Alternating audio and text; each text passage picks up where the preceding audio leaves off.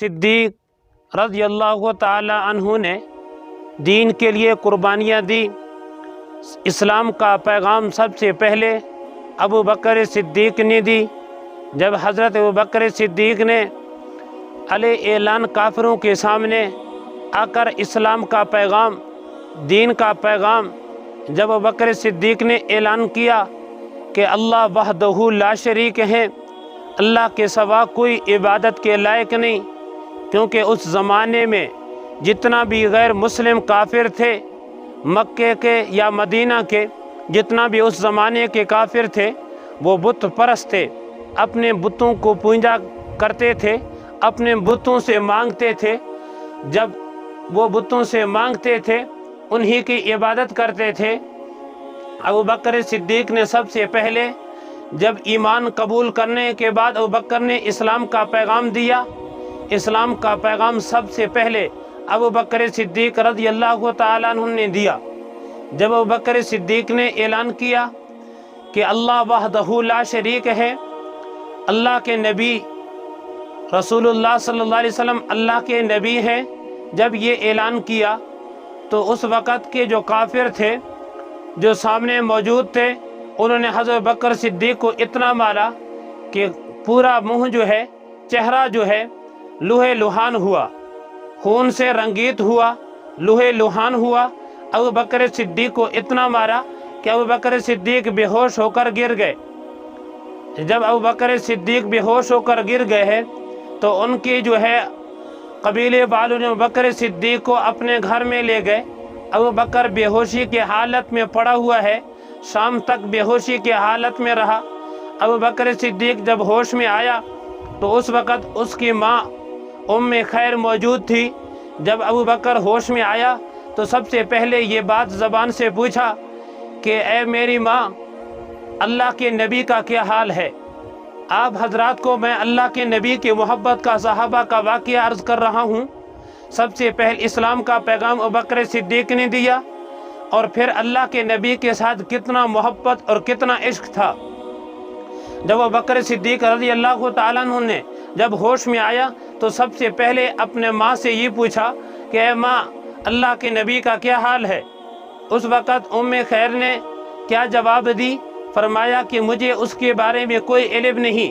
ابو بکر صدیق نے فرمایا اب عمر کے بہن ام جمیل کے پاس جائیں اور اللہ کے نبی کے بارے میں پوچھ کے آئیں۔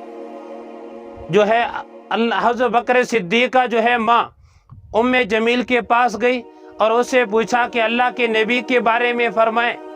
تو ام جمیل نے فرمایا اللہ کے نبی دارالارقم میں خیریت کے ساتھ ہیں۔ پھر فرمایا کہ آپ ام خیر سے پوچھا، فرمایا کہ میں نے سنا ہے ابو بکر صدیق کے بارے میں کافروں نے ان پر تشدد کی، کافروں نے جو ہے ان پر ظلم کا انتہا کر دی، وہ بے ہوشی کی حالت میں پڑا ہوا ہے۔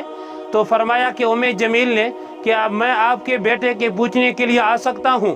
تو ام خیر نے اجازت دی کہ آپ آ سکتے ہیں۔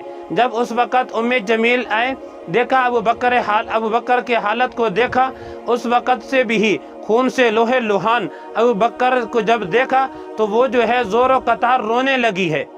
تو فرمایا جب ابو بکر صدیق نے ام جمیل سے یہ پوچھا کہ آپ بتائیں اللہ کے نبی کا کیا حال ہے؟ فرمایا کہ اللہ کے نبی خیریت سے ہیں، دارالارقم میں ہیں۔ تو فرمایا کہ مجھے جو ہے اس کی ماں نے اسے دودھ پیش کر دی ہے۔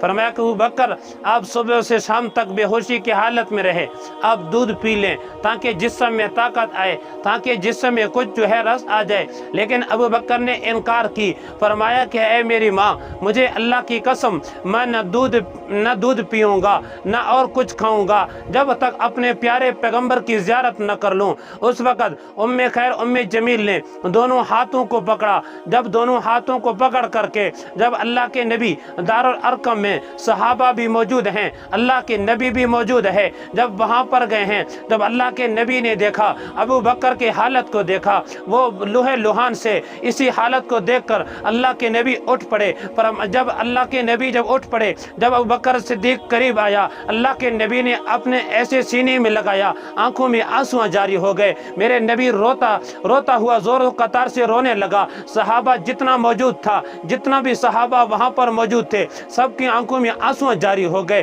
اس لیے ابو بکر صدیق کی آنکھوں میں آنسو جاری ہو گئے۔ وجہ کیا تھی؟ ایک تو اللہ کے نبی کی محبت، انہوں نے کچھ کھایا نہیں۔ وجہ کیا ہے؟ اسلام اور دین کی پیغام کی وجہ سے ابو بکر نے سب سے پہلے پیغام دیا۔ ابو بکر نے ایمان کے لیے اپنے جانیں لوہے لوہان کروا دیا، لیکن پھر بھی جب ہوش میں آئے، سب سے یہ پہلے پوچھا کہ اللہ کے نبی کے کیا حال ہے۔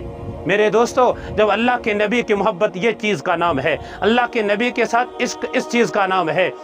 جو بے ہوشی سے ہوش میں آئے اور سب سے یہ پوچھے کہ اللہ کے نبی کا کیا حال ہے، سب سے پہلے کوئی پینے کی چیز سے انکار کرے، کوئی کھانے سے انکار کرے، اور سب سے پہلے یہ کہے کہ جب تک میں اللہ کے نبی کی زیارت نہ کر لوں تب تک کوئی چیز زبان میں نہیں رکھوں گا۔ میرے دوستو، یہ چیز عشق ہوتا ہے، یہ چیز محبت ہوتا ہے۔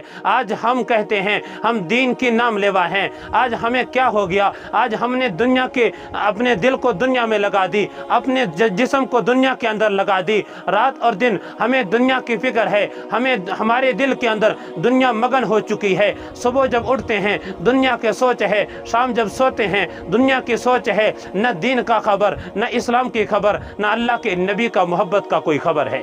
تو میرے دوستو، جب انسان ایمان لے آتا ہے، اللہ کے نبی کے سنت کا طریقہ اختیار کرتا ہے، اللہ اسے دنیا کے اندر بھی وہ عزت عطا فرما دیتے ہیں۔ وَتُعِزُّ مَن تَشَاءُ وَتُذِلُّ مَن تَشَاءُ بِيَدِكَ الْخَيْرُ وَهُوَ عَلَى كُلِّ شَيْءٍ قَدِيرٌ۔ عزت دینے والا اللہ کی ذات ہے، ذلت دینے والا اللہ کی ذات ہے۔ فرمایا پوری دنیا جمع ہو کر آئے، پوری دنیا جمع ہو کر آئے، کسی کو ذلیل کرنا چاہے کسی کو ذلیل نہیں کر سکتے۔ اگر پوری دنیا جمع ہو کر آئے، کسی کو عزت دینا چاہے کسی کو عزت نہیں دے سکتے۔ جب تک میرا رب نہ چاہے، وہ اللہ کی چاہت ہوگی تو وہ عزت بھی پائے گا، اگر اللہ کی چاہت ہوگی تو وہ ذلیل بھی ہوگا۔ یہ ایمان کی واقعہ، اگر اپنے نبی کے ساتھ محبت کرو گے، اپنا اللہ کے نبی کے ساتھ عشق کر کے دکھاؤ گے، تو پھر دنیا بھی سرخرو ہو جاؤ گے۔ شرط کیا ہے؟ اپنا نبی کا پیروی کرے۔ شرط کیا ہے؟ اپنا نبی کے ساتھ وہ زندگی گزارے جو نبی نے گزارا ہے۔ اللہ تعالیٰ سے دعا ہے، اللہ تعالیٰ مجھے اور آپ کو، پورے امت مسلمہ کو اپنے نبی کے ساتھ محبت و عشق نصیب فرما دے۔